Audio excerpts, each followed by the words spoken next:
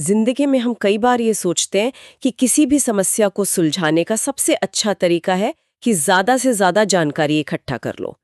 लेकिन क्या कभी ऐसा भी हो सकता है कि अम, कि ज्यादा जानकारी हमें जवाब के करीब लाने के बजाय हमें और ज्यादा उलझा दे? ये एक बहुत ही दिलचस्प सवाल है। हम एक ऐसे दौर में जी रहे हैं जहां डेटा को ही सब कुछ माना जाता है। लेकिन हम अक्सर ये भूल जाते हैं कि डेटा सिर्फ नंबर नहीं होते, वो एक कहानी बताते हैं। और क्या हो अगर हमारे पास एक ही कहानी के दो ऐसे हिस्से हों जो एक दूसरे से बिल्कुल मेल ही ना खाते हों। बिल्कुल। तो आज हम सिर्फ एक पहेली नहीं सुलझाने वाले, बल्कि इसी बड़े सवाल की तह तक जाएंगे कि क्या ज्यादा जानकारी हमेशा बेहतर होती है?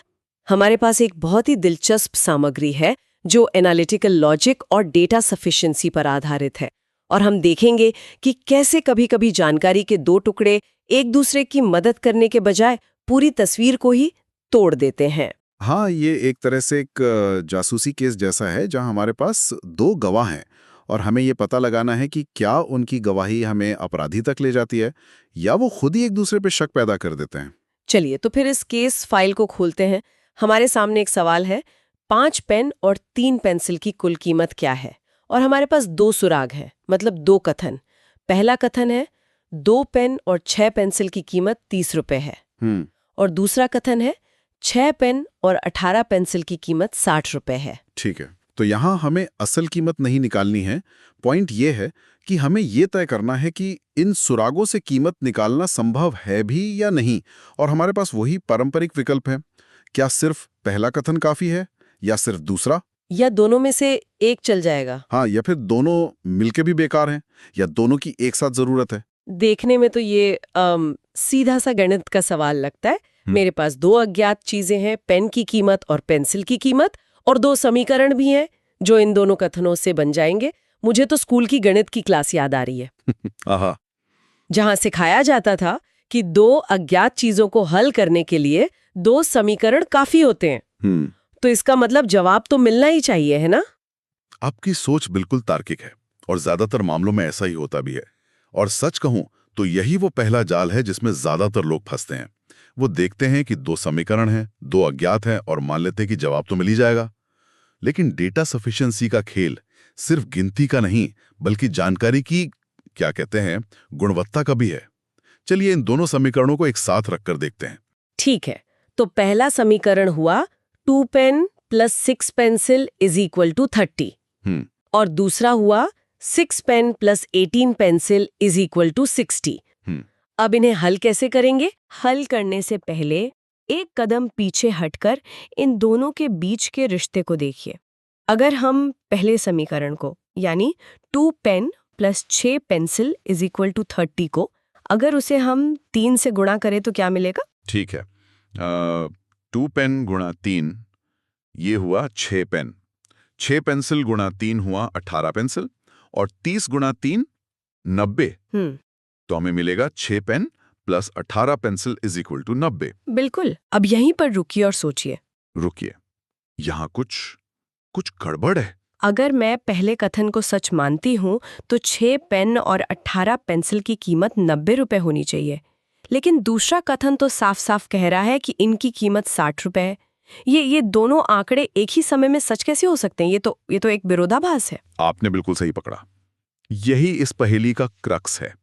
ये गणित के नियम के खिलाफ नहीं, बल्कि तर्क के नियम के खिलाफ है। हमारे पास जो दो सुराग हैं वो असल में एक दूसरे का खंडन कर रहे हैं। वो एक दूसरे के साथ कंसिस्टेंट नहीं है। एक सुराग हमें जिस दिशा में भेज रहा है, दूसरा हमें ठीक उसकी उल्टी दिशा में खींच रहा है। इसका मतलब ये कि हम इन दोनों जानकारियों को एक साथ इस्तेमाल ही नहीं कर सकते, क्योंकि वे एक साथ सच हो ही नहीं सकती। एकदम। ये ऐसा ही है जैसे एक गवाह कहे कि चोरी दिन के उजाले में हुई और दूसरा कहे कि चोरी आधी रात के अंधेरे में हुई। आप दोनों की बात को एक साथ मानकर केस नहीं सुलझा सकते। आपको मानना पड़ेगा कि कम से कम एक गवाह तो झूठ बोल रहा है या गलत है। और जब आपको ये ना पता हो कि कौन सा सुराग भरोसे के लायक है, तो आप कोई भी नतीजा नहीं निकाल सकते। इसलिए दोनों कथन मिलकर भी जवाब देने के लिए नाकाफी हैं। वाह! तो इस पहेली का असली मकसद कीमत निकालना था ही नहीं, बल्कि ये पहचानना था कि दी गई जानकारी ही भरोसे के लायक नहीं है। बराबर। ये तो वाकई गहरी पड़ताल है। ये तो वाकई। लेकिन ये पेन और पेंसिल वाला उदाहरण तो बहुत सीधा सा है। ऐसा लगता है कि ये सिर्फ एक दिमागी कसरत है। क्या इस तरह के तार्किक जाल असल दुनिया में भी होते हैं, जहां दांव पर मतलब बहुत कुछ लगा होता है? ये एक बेहतरीन सवाल है। ये सिर्फ एक दिमागी कसरत नहीं है, ये रोजमर्रा की हकीकत है, बस वहां ये इतनी आसानी से नजर नहीं आती। ये सिद्धांत बड़े बड़े आर्थिक मॉडलों में, व्यापारिक रणनीतियों में और यहाँ तक कि मेडिकल रिसर्च में भी देखने को मिलता है।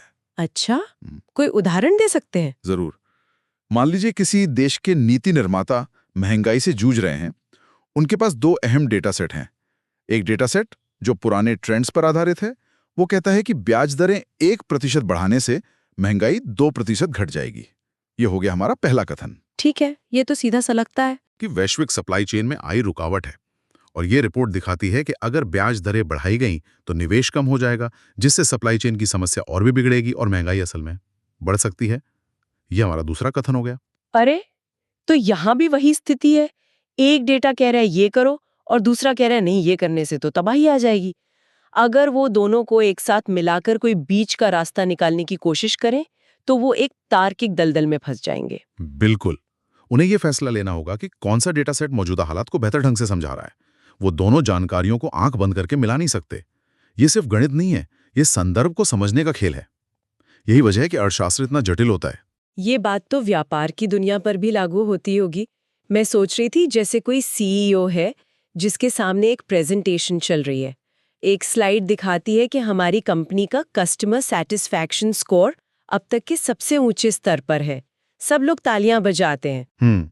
लेकिन अगली ही स्लाइड दिखाती है कि कस्टमर रिटेंशन रेट यानी ग्राहकों के वापस आने की दर तेजी से गिर रही है। बहुत अच्छा उदाहरण है। ये क्लासिक विरोधाभास है। अब आप क्या करेंगे? क्या आप मार्केटिंग टीम की पीठ थपथपाएंगे कि उन्होंने सर्वे में अच्छे स्कोर हासिल किए, या फिर आप सेल्स टीम से सवाल करेंगे कि ग्राहक वापस क्यों नहीं आ रहे? ये जानकारी मदद करने के बजाय एक बड़ी उलझन खड़ी कर देती है।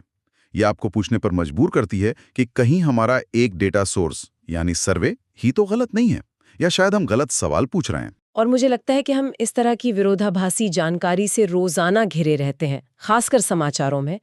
एक रिपोर्ट कहती है कि शहर में अपराध दर घट रही है और उसी हफ्ते एक और खबर आती है कि अपराध बढ़ने की आशंका के चलते पुलिस में नई भर्तियां की जा रही हैं। हाँ, ये मुझे एक असली वाक्य की याद दिलाता है। मैं कुछ साल पहले 2 सरकारी रिपोर्टें पढ़ रहा था। एक रिपोर्ट में बड़े गर्व से बताया गया था कि कैसे एक विशेष कार्यक्रम की वजह से छोटे व्यवसायों को दिए जाने वाले कर्ज की संख्या दोगुनी हो गई है। और दूसरी रिपोर्ट जो एक अलग मंत्रालय से थी, वो इस बात पर चिंता जता रही थी कि उसी क्षेत्र में छोटे व्यवसायों के बंद होने की दर पिछले साल से 30% बढ़ गई है। तो एक तरफ सरकार कह रही है हम मदद कर रहे हैं और दूसरी तरफ आंकड़े कह रहे हैं कि व्यवसाय डूब रहे हैं। ये तो बिल्कुल हमारे पेन पेंसिल वाले सवाल जैसा है। ये दोनों बातें एक साथ कैसे सच हो सकती हैं? तो यही वो सवाल है जो एक अच्छा विश्लेषक पूछता है। क्या ऐसा हो सकता है कि कर्ज तो आसानी से मिल रहा है, लेकिन कारोबार चलाने का माहौल इतना खराब है कि वे वैसे भी डूब रहे हैं? या शायद कर्ज की शर्तें ही इतनी खराब हैं कि वे मदद करने के बजाय बोझ बन रही हैं? जब डेटा एक दूसरे का खंडन करता है तो वो आपको जवाब नहीं देता, बल्कि आपको बेहतर सवाल पूछने के लिए मजबूर करता है। वो आपको सतह के नीचे झांकने के लिए कहता है। तो फिर एक बड़ा सवाल ये उठता है कि अगर ये इतना आम है तो हम इन विरोधाभासों को ज्यादा आसानी से पहचान क्यों नहीं पाते? हम अक्सर ऐसी जानकारी को बिना सोचे समझे क्यों स्वीकार कर लेते हैं? इसके पीछे कुछ बहुत गहरे मनोवैज्ञानिक कारण हैं। एक तो है कन्फर्मेशन बायस, यानी हम उस जानकारी पर ज्यादा ध्यान देते हैं जो हमारी पहले से बनी हुई राय से मेल खाती है। अगर हमें लगता है कि सरकार अच्छा काम कर रही है तो हम सिर्फ कर्ज बढ़ने वाली रिपोर्ट पर ध्यान देंगे, और अगर हमें लगता है कि सरकार नाकाम है तो हम सिर्फ व्यवसाय बंद होने वाली रिपोर्ट को देखेंगे। हम विरोधाभास को देखना ही नहीं चाहते। अच्छा, तो हम अपनी सुविधा के हिसाब से एक कथन को चुन लेते हैं और दूसरे को नजरअंदाज कर देते हैं। हम ये मानने को तैयार ही नहीं होते कि शायद पूरी तस्वीर ही गड़बड़ है। बिल्कुल। दूसरा कारण है जटिलता से बचना। ये मानना बहुत आसान है कि ज्यादा डेटा बराबर बेहतर फैसला। ये स्वीकार करना मुश्किल है कि हमारे पास मौजूद डेटा असल में बेकार हो सकता है और हमें नए सिरे से शुरुआत करनी पड़ सकती है।